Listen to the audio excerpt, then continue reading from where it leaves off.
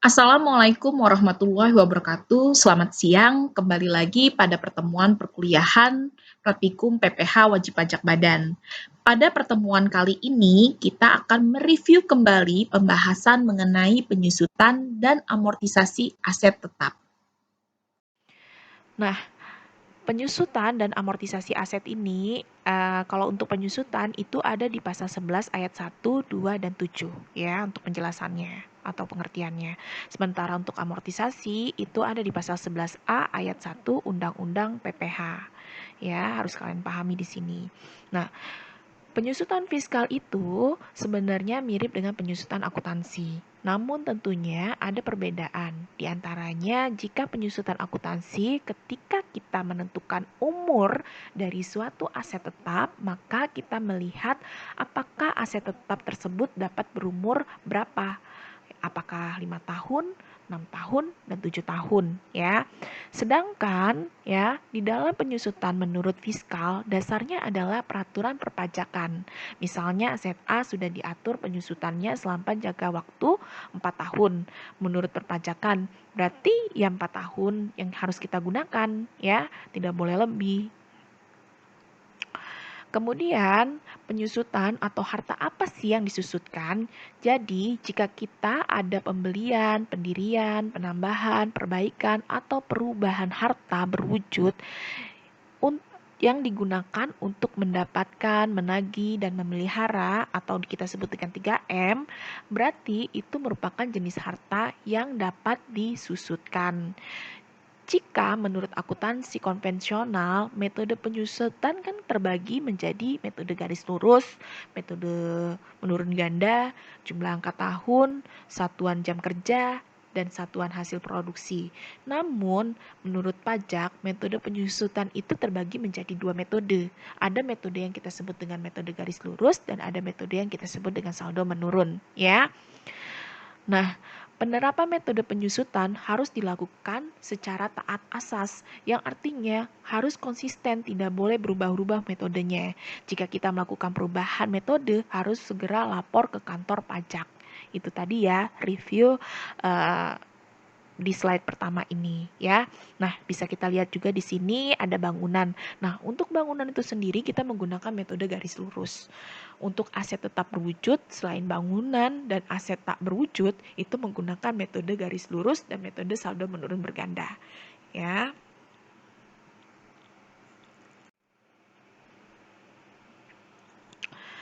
Saat mulanya penyusutan dan amortisasi.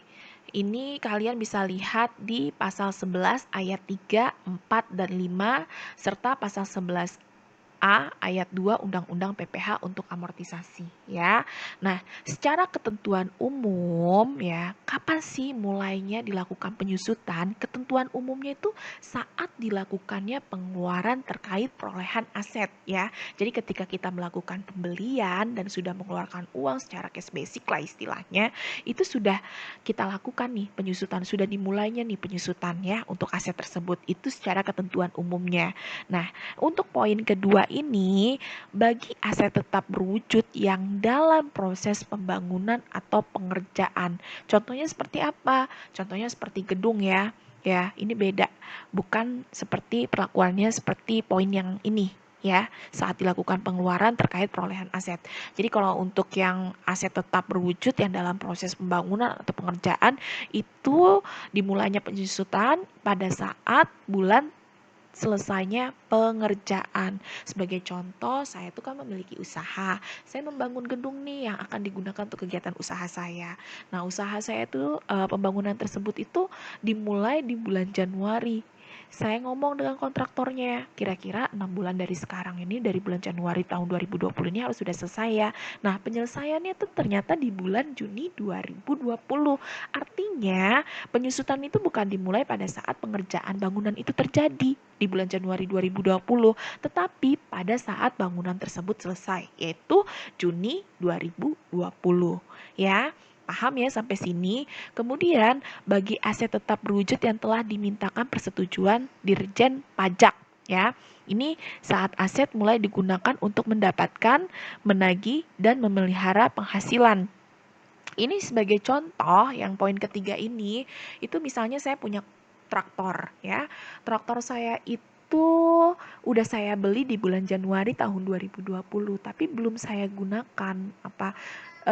Sudah saya gunakan ya, sudah saya gunakan. Ini traktor udah saya beli tahun 2020, kemudian saya gunakan untuk kegiatan panen. Nah, panennya itu tuh misalnya di bulan Mei 2020.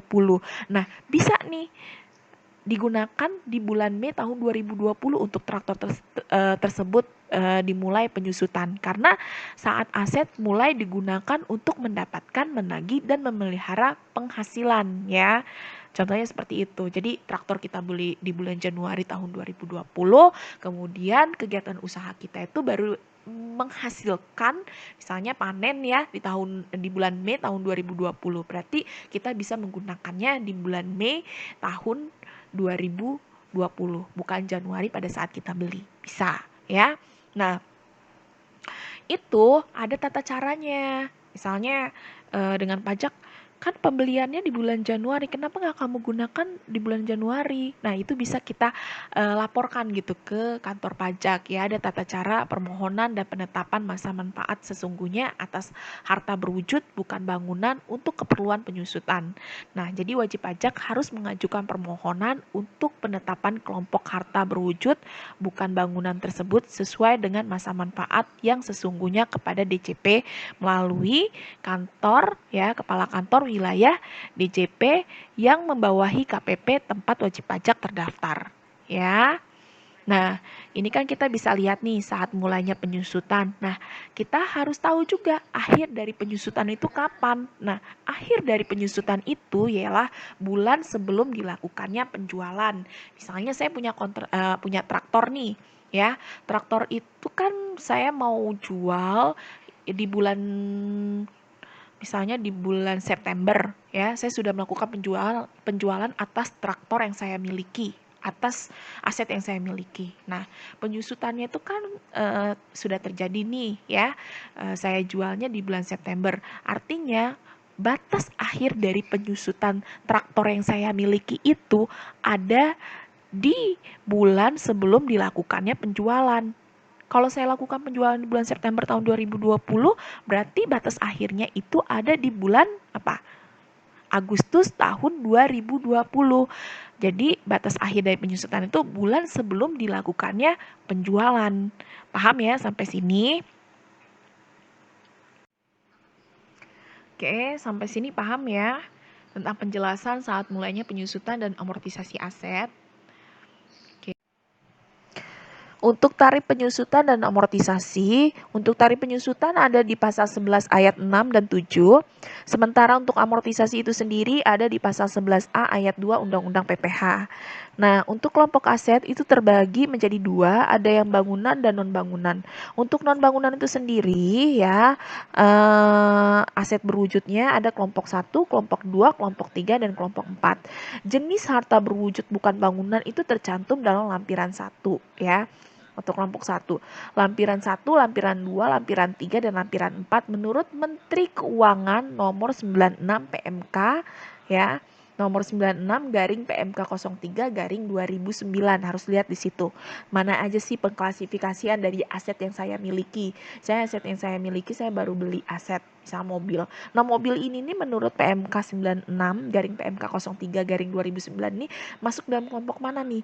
Apa kelompok 1, kelompok 2, kelompok 3, dan kelompok 4 ya.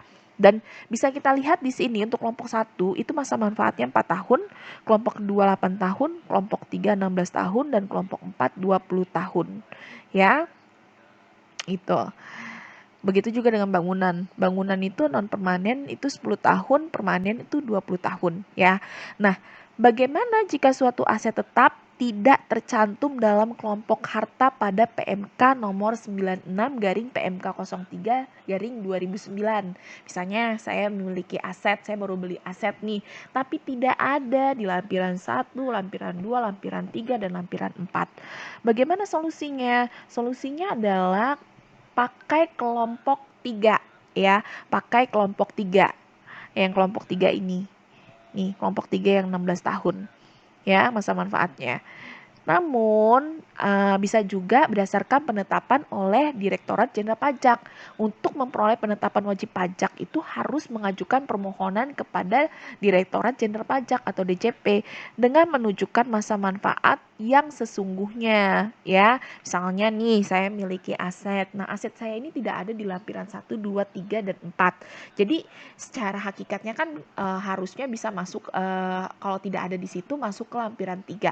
Nah, kalau lampiran 3 sendiri kan masa manfaatnya hanya 16 tahun. Padahal sesungguhnya aset yang saya miliki itu tuh masuk dalam kelompok 4, yaitu masa manfaatnya 20 tahun.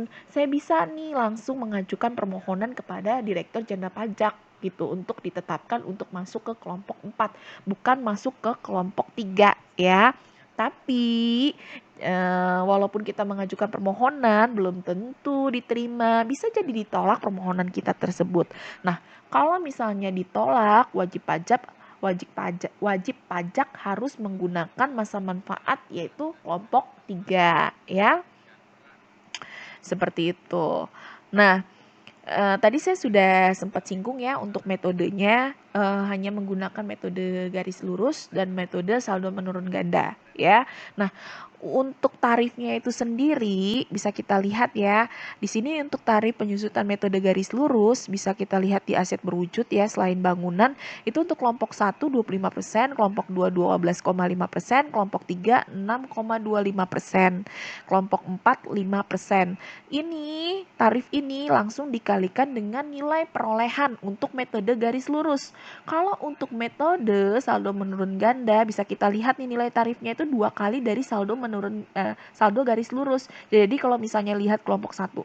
Kalau kelompok 1 itu kan 25%, dikali 2 itu hasilnya tarif dari saldo menurun ganda yaitu 50%.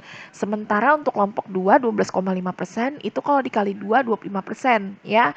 Gitu dengan kelompok 3 dan 4 ya. Oke, dengan kelompok ini. Kalau ini metode garis lurus, ini kan tinggal dikalikan saja. Tarif dikali dengan nilai perolehan. Tapi untuk tarif penyusutan metode saldo menurun ganda, ini bukan nilai perolehan, tetapi nilai buku. Tarif dikali dengan nilai buku. Ya, oke, paham? Sampai sini kita langsung ke bangunan. Nah, untuk bangunan itu sendiri, itu dibagi menjadi 2, non-permanen dan permanen. Nah, untuk non-permanen, tarifnya menggunakan metode garis lurus. Tadi sudah saya singgung di slide sebelumnya, bahwa bangunan itu hanya menggunakan metode garis lurus, bukan menggunakan saldo menurun ganda. Tidak ada, tidak bisa. Ya, jadi untuk bangunan non-permanen itu tarifnya 10%, untuk permanen 5%. Ya, nah, tadi kan untuk penyusutan itu sendiri, kalau misalnya tidak ada di lampiran ini, kelompok 1, kelompok 2, kelompok 3, kelompok 4, itu bisa masuk ke kelompok 3 atau bisa mengajukan permohonan ke DJP untuk ditetapkan masa manfaat sesungguhnya ya. Tapi kalau untuk amortisasi ini beda dengan penyusutan aset yang berwujud ya. Untuk amortisasi itu sendiri ya, untuk harta yang tidak berwujud, masa manfaatnya tidak tercantum di sini masuk kelompok 1K, kelompok 2K, kelompok 3K, atau kelompok 4 kalau tidak ada di lampiran tersebut, maka untuk amortisasi wajib menggunakan masa manfaat yang terdekat. Misalnya mirip-mirip nih dengan kelompok atau lampiran 1, ya udah masuk aja ke yang terdekat ya, masa manfaat yang terdekat yaitu 4 tahun gitu ya. Seperti itu. Nah, kemudian, harta berwujud yang tidak dapat disusutkan itu contohnya yang berstatus hak guna bangunan. Kemudian ada hak guna usaha dan hak pakai yang pertama kali. Tidak boleh disusutkan kecuali apabila tanah tersebut digunakan dalam perusahaan atau dimiliki untuk memperoleh penghasilan dengan syarat nilai tanah tersebut berkurang ya, karena penggunaannya untuk memperoleh penghasilan. Misalnya tanah digunakan untuk perusahaan genteng, perusahaan keramik, atau perusahaan batu bata ya. Nah, tanah tersebut kan nyusut tuh karena digunakan untuk kegiatan produksi di dalam perusahaan. Bisa ya kalau seperti itu. Nah, kemudian yang harus kalian pahami, penyusutan menurut pajak itu tidak mengenal nilai sisa, ya. Harus diperhatikan. Tidak ada nilai sisa, ya. Nah, untuk barang-barang kecil bagi perusahaan ya, barang-barang kecil itu seperti spare part ya, spare part, kemudian contohnya kayak perusahaan bengkel itu kan banyak sih jenis-jenis barang yang kecil-kecil, tapi itu sangat-sangat dibutuhkan gitu ya. Contohnya spare part tadi ya, yang toolsnya banyak ya, sangat banyak. Tidak harus disusutkan satu persatu dengan cara ditentukan golongannya. Jadi tidak harus, misalnya kan spare part itu kan banyak jenisnya. Wah, harus disusutkan nih. Misalnya spare part A masuk ke kelompok apa, kelompok 1, 2, 3, atau 4 gitu. Tidak. Jadi bisa dimasukkan dalam satu bersama-sama dalam satu golongan ya. Contohnya seperti itu. Nah, di sini ada ketentuan khusus atas penyusutan. Penyusutan tidak boleh dilakukan atas aset yang tidak dipergunakan untuk mendapatkan, menagih, dan memelihara penghasilan, ya. Jadi tidak bisa digunakan untuk kegiatan kita pribadi, ya. Jadi yang penyusutan itu tuh bisa digunakan untuk kegiatan 3M, yaitu kegiatan usaha, ya. Aset berupa tanah tidak dikenai penyusutan yang tadi saya jelaskan ya. Pengecualian. Nah, kemudian atas aset yang dilakukan revaluasi, maka pasca revaluasi dilakukan perubahan beban penyusutan sesuai dengan nilai hasil revaluasi. Misalnya bangunan di tahun 2013 itu harga perolehannya hanya saya buat sekitar 50 juta. Padahal kalau misalnya dilihat dari appraisal, bangunan saya itu bukan sekitar 50 juta di tahun 2013, tetapi senilai 200 juta gitu. Saya boleh menambahkan nilai dari harga perolehan tersebut. Asal harus bayar nilai PPh-nya ya, PPh final atas revaluasi tersebut. Ya. Nah, kemudian di sini penyusutan aset bagi sektor industri tertentu dapat dikenai ketentuan berbeda. Di antaranya diberikan fasilitas percepatan pengakuan beban penyusutan diatur oleh ketentuan Menteri Keuangan ya. Untuk yang sektor industri yang berbeda ya tentunya. Oke. Nah, di sini aset diperuntukkan bagi pemangku jabatan.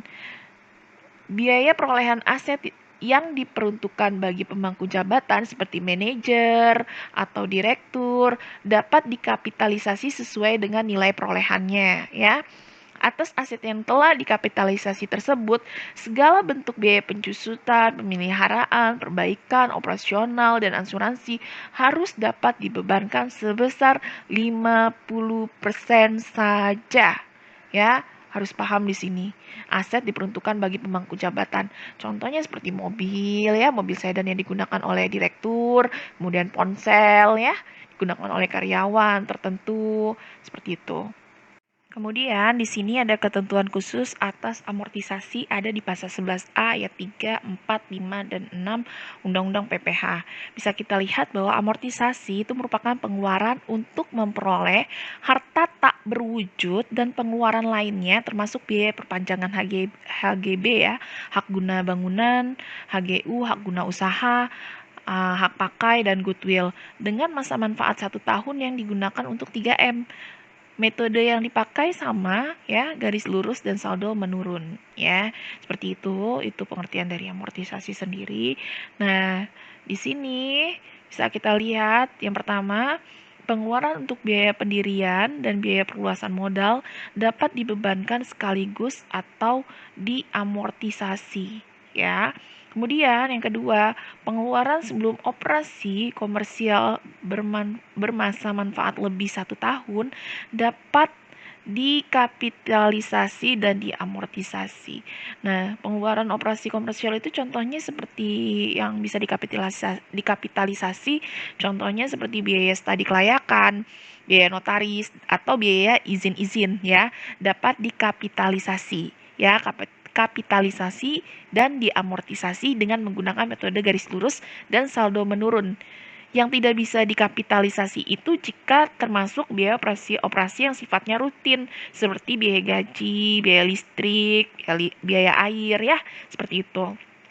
Kemudian, poin ketiga, pengeluaran untuk perolehan hak atau pengeluaran lain di bidang penambangan minyak dan gas bumi diamortisasi dengan metode satuan produksi, ya. Jadi di sini ada ketentuan khusus atas amortisasi, bahwa yang kita ketahui untuk penyusutan perpajakan itu sendiri dia menggunakan dua metode yang tadi saya singgung, metode garis lurus dan metode saldo menurun, ya. Tapi khusus untuk usaha di bidang penambangan minyak dan gas bumi diamortisasi dengan menggunakan metode satuan produksi, ya. Nah, kemudian pengeluaran untuk perolehan hak penambang selain minyak dan gas bumi, hak penguasaan hutan, serta hak penguasaan sumber alam dan hasil alam diamortisasi dengan metode satuan produksi dengan tarif maksimal 20% per tahun. Jadi, ini tarif maksimalnya 20% per tahun, tidak boleh lebih, ya, khusus untuk yang ini, ya. Hak penambangan selain minyak bumi, ya, hak penguasaan hutan, hak penguasaan sumber alam, itu tarif maksimalnya 20% per tahun. Tapi kalau untuk yang di bidang penambangan minyak dan gas bumi, itu tidak ada tarif maksimalnya, ya. Itu bisa misalnya 40%, 50% itu bisa, ya.